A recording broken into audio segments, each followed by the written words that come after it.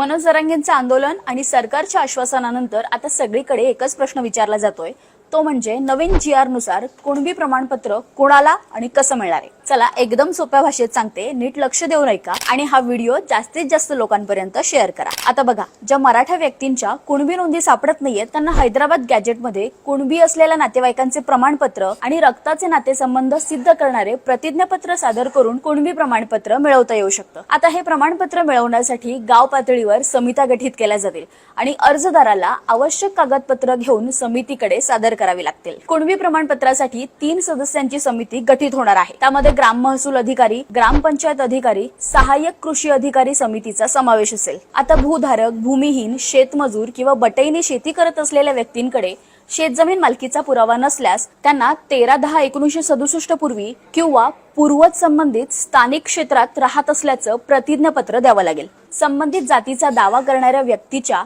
गावातील अथवा नातेसंबंधातील कुणबी प्रमाणपत्र मिळालेल्या व्यक्तीने अर्ज करणारी व्यक्ती नातेसंबंधातील असून कुणबी असल्याचं प्रतिज्ञापत्र द्यावं लागणार आहे। म्हणजे समजा जर मी कुणबी प्रमाणपत्रासाठी अर्ज करत असेल तर माझ्या गावातील किंवा नातेसंबंधातील कुणबी प्रमाणपत्र असलेल्या व्यक्तीने मी कुणबी असल्याचं प्रतिज्ञापत्र द्यावं लागेल।